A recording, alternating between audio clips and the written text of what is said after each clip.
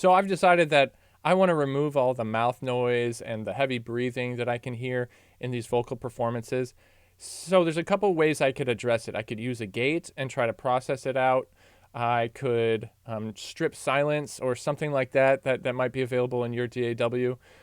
What I noticed is that if I use the gate, there's so much dynamics in the voice that it becomes problematic. I'll try to show it to you. I'll put in the inserts and I'll listen to just the lead vocal.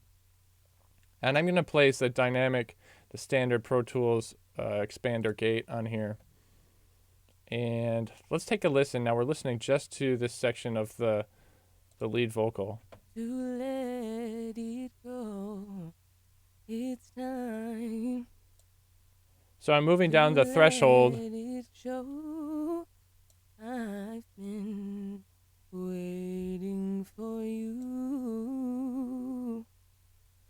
So it just feels a little bit too abrupt to me, and I know I could mess with some of the settings here and the attack and everything and really try to dial in the threshold to allow the gate to open just when we need to. But considering that her voice fluctuates so much and there's these quiet little runs and everything, I don't want it to sound like choppy or like this sort of fluttery effect that can happen if you're using a gate. So I'm really going to go through by hand, and I'm going to use the trimmer tool, and I'm going to start chopping out some of this stuff.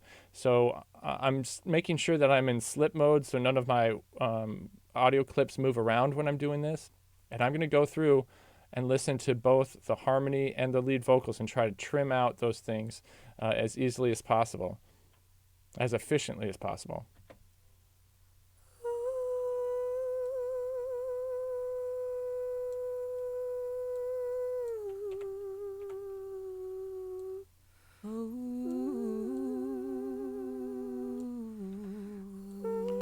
And I'm always adding a little fade when I can. It's time to let it go. It's time to let it show. So I'm just going to try to keep up with all this. But I'm really just going through and I'm getting surgical about editing things out. And yeah, it can be really helpful to just make sure that you zoom in close and put a little fade in the spots that potentially need it. It's going to prevent any clicks or pops for when those moments, when we go from nothing to something. It's going to help avoid some of that.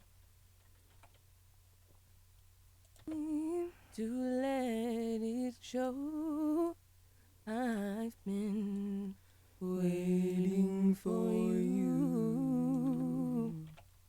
I've been waiting for you.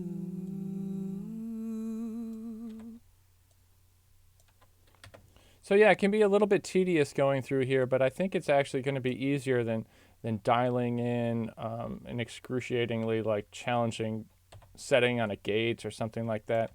And honestly, I think it's going to be worth it because, we just have so much of this extra breathing, especially coming from both the lead vocal and the harmonies. Now, some people might choose, oh, well, maybe I should just remove all that airiness and breath noise and stuff from the harmonies and leave it in there for the lead. And to me, it still just sort of gets in the way a little bit. So my choice is to remove most of that. So I'm going through and I'm doing something that's a little bit dangerous now, which is making some edits without listening. But I've done this enough where I can sort of trust visually what I'm seeing and, make some choices about what needs to go and what doesn't.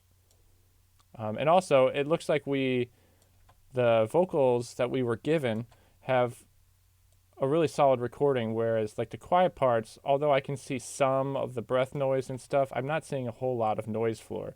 So that means that if I see anything, it's probably something unintentional. I'm just going to listen a little bit more as I go. I can see. Oh, won't you believe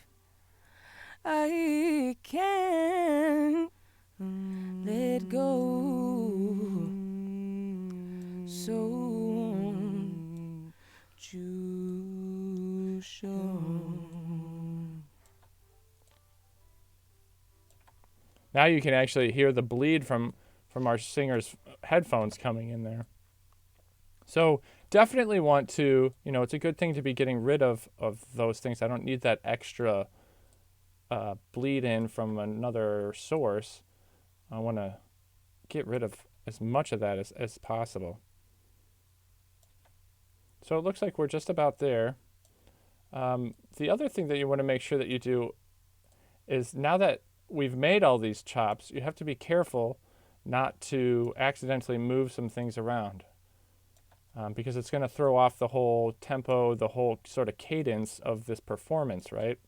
So there's a couple of things that we can do, a couple of tricks that can help you prevent that type of issue.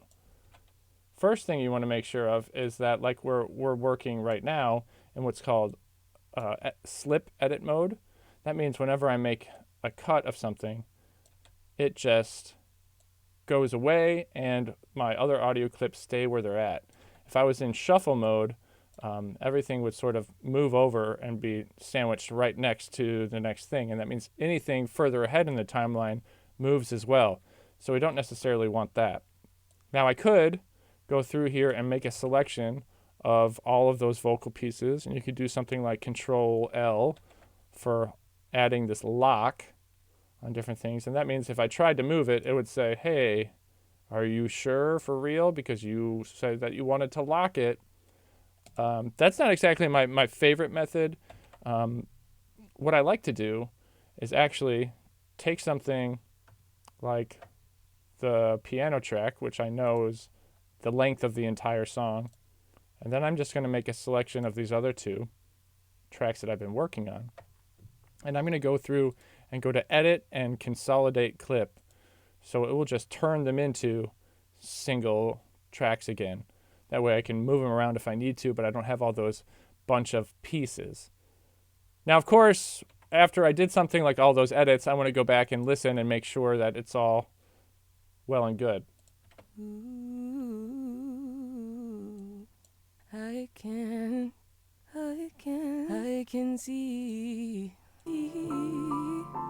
it's time to relieve.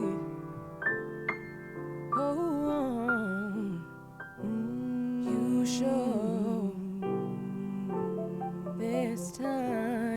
When you add the piano back in, without the piano, there were still some moments of maybe like a little abrupt edits or something.